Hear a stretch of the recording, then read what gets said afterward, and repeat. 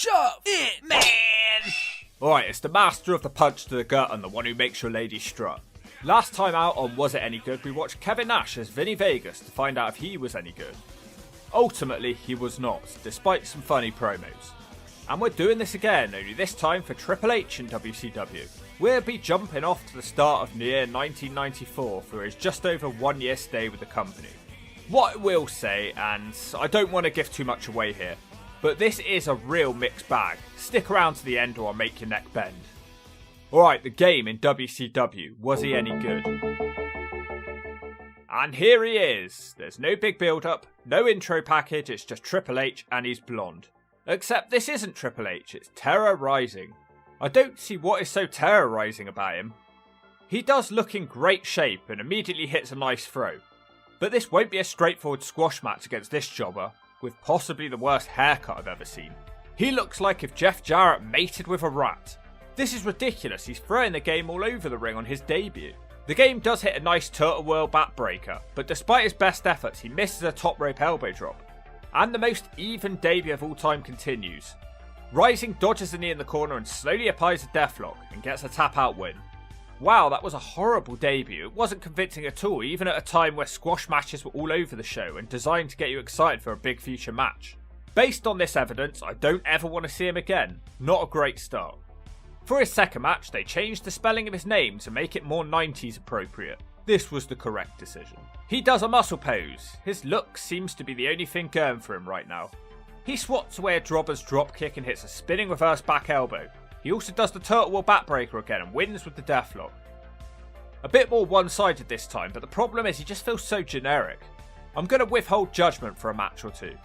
In the third match, we get a new move from Terror Rizin. It's a snapmare from the top. Apart from that, we get lots of legwork showing that Terror Rizin is going to be some sort of technical wrestler.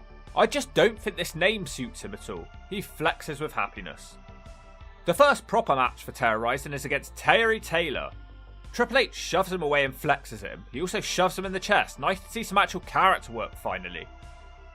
Taylor almost beats him with a crucifix and the game dumps in his blue thong with fear. He continues being scared and hides on the outside. He comes back to the ring and he's almost rolled up straight away. This just isn't going well. Taylor tries another crucifix. This time it's countered with the Samoan drop, which I'm just not okay with in any shape or form. Wow, a new move! It's the big boot. The backbreaker here looks even more impressive in this match. He moves on to try and cheat on a crossbody pin with his feet on the ropes, which doesn't work, and then the time limit of the match expires. Terror Rizin smashes Terry Taylor down after the bell, keeps delivering a beatdown and launches him out the ring. Much more like it, and a fun little TV match with some character work. Assuming this is going to be a feud now. Well, Hawk, I got some bad news for you, brother. I'm not sure if there was an injury, but after that great work, the morons at WCW decided not to even follow up on that match. And Terror Rizin's off the show for over a month. When he does return, it's just another random squash match. At least he has a new move with the double underhook throw. I almost thought it was going to be a pedigree there. Finally, a bigger match happens as the game gets a shot at the TV title belonging to Larry Zbyszko. It's just 5 minutes, not a lot really happens. Terror Rizin is sent upside down in the corner and gets rolled up. Nothing interesting. Now something funny happens in typical WCW fashion. He ceases to be Terror Rizin, and instead he is now Jean Paul Levesque. Small problem though. 2 matches aired against Larry Zbyszko, both for the TV title. In one of the matches, he was Terror Rizin. In the other match, he was Jean Paul Levesque. But the 2 matches aired on the same day, 10 minutes apart. A real head scratcher from WCW. He actually beats Larry Zbyszko due to count out in the other match because William Regal gets involved. Nothing is properly explained. He was Terror Rizin and then straight away he's just a random French guy, Jean Paul Levesque. He wrestles exactly the same way with the exact same moves. They're just lucky that he didn't have Terror Rizin cutting promos, otherwise this really would have confused people as Jean Paul is French with a French accent. It's still dumb though. Well, Levesque does actually try to explain the name change. He says when he was a kid he used to beat up the American bullies in school, so they all called him Terror Rizin. But now he's grown into a man and he will go by his real name, Jean Paul Levesque. So I guess he wasn't a man for the first half of this run then. Pretty flimsy explanation if you ask me. I was brought here as a boy from France, and I got the name by beating up all the American punks in the schools. I was given the nickname Terror Rizin. Remember the name, Jean Paul Levesque. It's still not going very well overall, just jobber matches. Here in this locker room scene, you can see Levesque in the Hill locker room stood behind Stone Cold Steve Austin, but he's not important enough to get any camera time. Randomly, Levesque has a match against Ricky the Dragon Steamboat. It doesn't go well and Levesque is a bad loser and attacks the Dragon after the match, which as usual, leads absolutely nowhere. Levesque starts dressing like someone from the 1800s. He hits a cunning sort of dropkick through the ropes on a jobber. We also see the high knee for one of the first times. It's a move that he'd have in his repertoire for the rest of his career. Why does he never get to cut a promo? Why do we still know hardly anything about this man after 10 months? All we know is that he's French and he's a dick. On a broadcast of Saturday night on the 5th of November 1994 in a match against Mike Wiener, this turns out to be quite a significant match. Just watching this thing back, it feels like a Hunter Hearst Helmsley squash match in the WWF. Because not only does he keep bowing to the crowd, which is a taunt he'd use in his early WWF days, but from what I can tell, this is the first time he used the pedigree on a man called Wiener, and it finishes the match too, pretty significant. The next week during a squash match, Lord Steven Regal randomly watches the match. Yay, a storyline is starting. Levesque is really getting into his character in this match. He also throws a dropkick, which you don't really see from the game, and a diving axe across his opponent as he comes into the ring. Once again, he wins the match with the pedigree. This was a squash match which seemingly accomplished a lot. Regal is seen watching his squash matches for the next few weeks. There's the knee drop too. He seems to be gaining so much in the ring so quickly. The commentary team is now calling his finisher the reverse neckbreaker. I personally think the pedigree is a better name, but to each their own.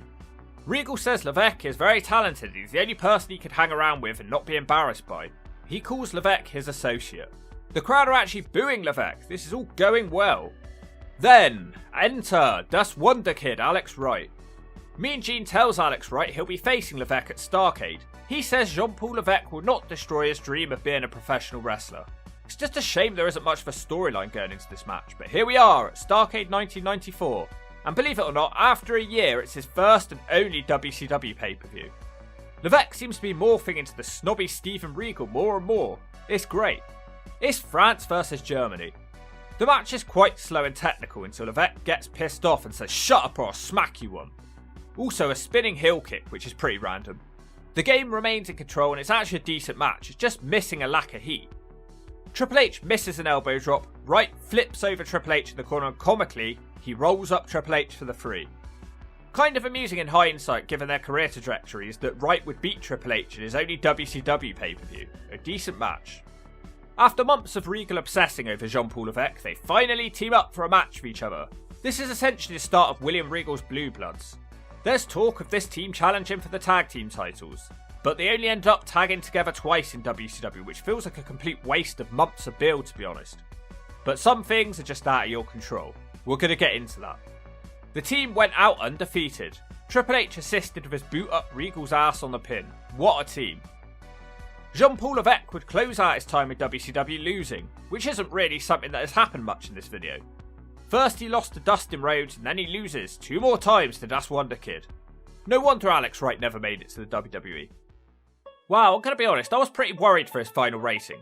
As Terror Rizin, there was literally nothing at all to speak of in the way of positives. He was just so bland. The matches sucked, his character sucked, and I knew nothing about him. Plus the way he transitioned into Jean Paul Levesque was really stupid too. But this run started to coming together at the end. The profile of the matches improved and his character work massively improved and the ring work was really decent and it was just fun seeing the early days of the Triple H moveset. You can almost see him getting better in the ring on a weekly basis. The negatives were a lack of storylines and that stupid accent, which fortunately we didn't really have to hear that much.